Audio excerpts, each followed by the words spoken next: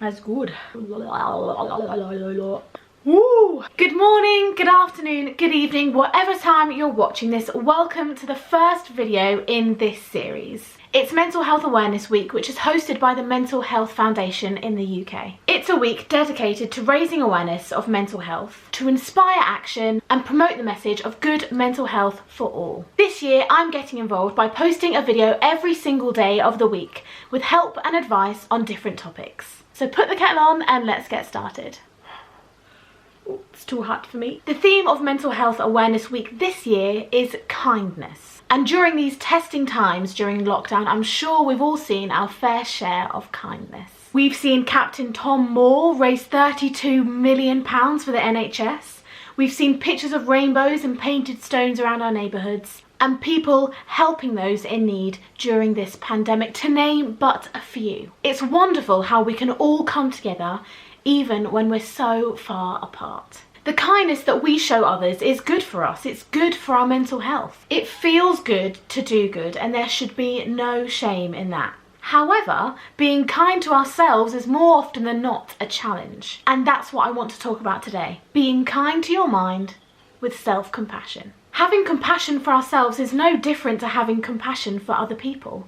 It's basically treating yourself how you would treat your best friend. Self-compassion is often mistaken for self-pity, but it's not that at all. It's acknowledging suffering, but actively helping yourself. Instead of shaking it off and trying to keep a stiff upper lip during difficult times, by saying, actually, I'm going through some tough times, and I need to really think about how I can comfort and care for myself right now. You are worth taking care of, so do it. Now we know what it is, here are 6 ways to exercise self-compassion. Number 1, self-soothe. This is often referred to as self-care, and is probably the first and only real step that we take. It's comforting yourself by caring for yourself. It's making yourself a cup of tea, running a bath, tidying your house, reading a good book, cooking a delicious meal, or taking yourself for a walk. I encourage self-care because you are worth taking care of, but don't make it your only source of self-compassion. Being kind to your mind is so much more than just comforting yourself. However,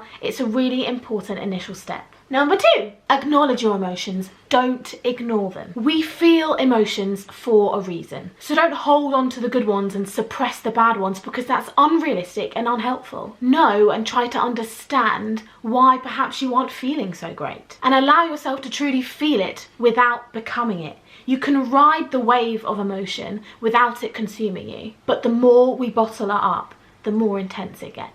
Number 3, don't be afraid of imperfection. Most of the time we are really keen to show the end product and not perhaps the process. We criticise our failings and are quick to make judgments when things don't quite go how we planned. We see edited photos and warped lives on social media, which can make us second guess our success or our happiness. But social media is not reality. It's mostly just snapshots of the best bits. Honour and accept your humanness. We're not robots. We make mistakes, and that's okay. Number 4, rewrite your negative dialogue. When I think of what I tell myself, or call myself sometimes, I definitely wouldn't say these things to my best friend, or anyone else for that matter. What you think and say over your life has a huge impact on your well-being. Rethink what you say to yourself and wonder whether it's constructive or even true. Speak positive affirmations over your life and you will notice the difference. For every negative thought that you have about yourself, do the opposite and compliment yourself. This habit is so valuable, and I encourage you to try and live by this rule. If you wouldn't say it to someone you love,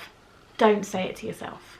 Number 5, don't jump to conclusions. I confess, I am the queen of this. I don't jump to conclusions, I leap. Not just because I'm a dancer, but because I like to think that I can predict the future. Not really, I'm not a psychic or anything. But I tend to skip to the worst case scenario when something bad happens. When actually, if I'd stopped, took a minute, stayed in the here and now, I'd see that being mindful and present would help me deal with things as they come along. We can't change what's been and gone, and we can't see what's happening in the future, but we can control the present and how we react. And finally, number 6, it's okay to need help, to ask for help, and to receive it. The people that surround your life, who love and adore you, want to help you.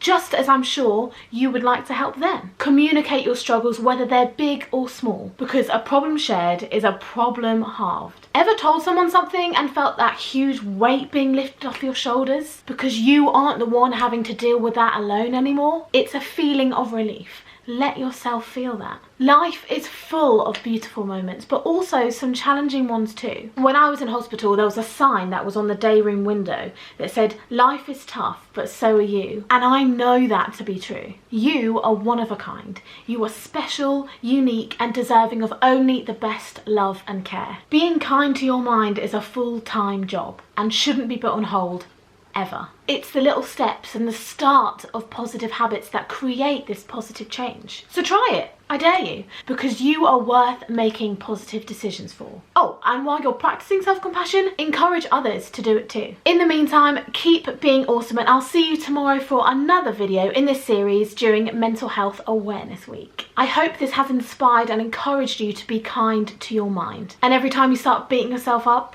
or noticing those negative thoughts flying around your mind, stop, take a minute and say, actually, I deserve to be a lot kinder to myself right now. And if you know someone who would benefit from this video, go ahead and share it. I appreciate all your love and support as I post each video. Stay tuned and I'll see you tomorrow. God bless. Mwah.